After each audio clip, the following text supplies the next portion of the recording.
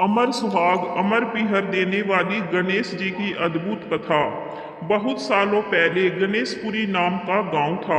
उस गांव में विनायक और बिंदु नाम के भाई बहन रहा करते थे। वे दोनों एक दूसरे से बहुत प्यार करते थे और हमेशा एक दूसरे का ख्याल रखते थे। बिंदु का एक नियम था।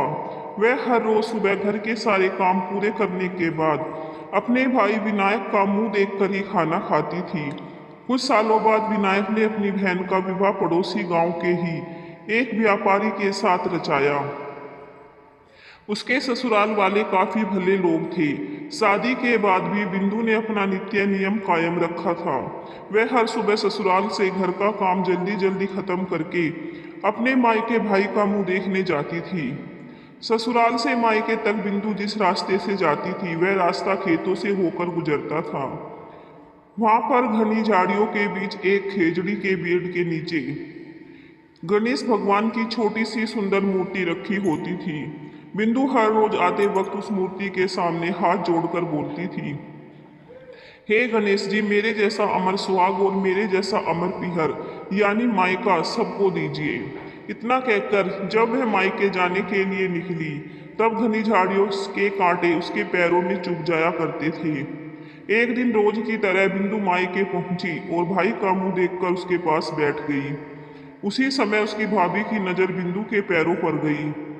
भाभी ने पूछा कि आपके पैरों में क्या हुआ है। यह सुनकर बिंदु ने जवाब दिया कि आते वक्त खेतों में की घनी झाड़ियों के गिरे हुए कांटे मेरे पाँव में चुभ गए हैं। उसके बाद जब बिंदु वापस अपने ससुराल लौट गई तब उसकी भाभी ने अपने पति विनायक से कहा कि आपकी बहन के पैरों में कांटे चुभ गए हैं, कल फिर से ना चुभे, इसलिए आज ही आप रास्ता साफ करवा दीजिए। यह सुनते ही विनायक ने उसी वक्त कुल्हाड़ी उठाई और खेतों की घनी झाड़ियां काटकर रास्ता साफ कर दिया।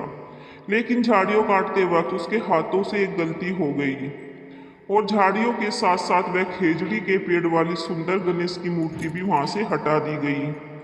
इसी बात पर भगवान गणेश जी बहुत नाराज हो गए और भाई विनायक के प्राण हर लिए। अगली सुबह जब अंतिम संस्कार हेतु गांव के लोग विनायक को ले जा रहे थे तब उसकी पत्नी ने रोते हुए कहा, रुकिए, इनकी बहन आने वाली है। इसका नियम है कि वह अपने भाई का मुंह देखे बिना नहीं रह सकती। फिर लोग बोलने लगे, आज देख लेगी लेकिन कल क्या करेगी। दूसरी तरफ बिंदु रोज की तरह अपने भाई से मिलने ससुराल से आ रही थी। रास्ते में आते वक्त उसे रास्ता साफ सुथरा दिखाई दिया, लेकिन जब उसका ध्यान रोज की तरह विनायक जी के स्थान पर गया तब उसने देखा कि गणेश मूर्ति अपने स्थान पर नहीं है। फिर उसने तुरंत ही इस मूर्ति को ढूंढकर उसके नियमित स्थान पर स्थापित कर दिया और हाथ जोड़कर बोली, हे गणेश भगवान, मेरे जैसा अमर सुहाग और मेरे जैसा अमर पियर सबको दीजिए। इतना कहकर आगे बढ़ी। अपने भक्त की बात सुनकर गणेश भगवान सोचने लगे, अगर मैंने इसका कहना नहीं सुना तो मुझे कौन मानेगा, कौन पूजेगा मुझे। तब गणेश जी ने बिंदु को आवाज दी और बोले, सुनो बेटी, जाते जाते इस खेजड़ी की 7 पत्तियां लेकर जाओ और उसे कच्चे दूध में घोलकर अपने भाई के ऊपर छींटे मार देना, वह उठकर बैठ जाएगा। यह आवाज सुनकर बिंदु इधर उधर देखने लगी पर उसे आसपास कोई भी नहीं दिखाई दिया। फिर उसने सोचा, ठीक है, जैसा सुना वैसा कर देती हूँ, और वह खेजड़ी की 7 पत्तियां तोड़कर अपने भाई के घर ले गई। मायके पहुंचते ही उसने देखा कि भाई के घर गांव के लोग इकट्ठा हुए हैं।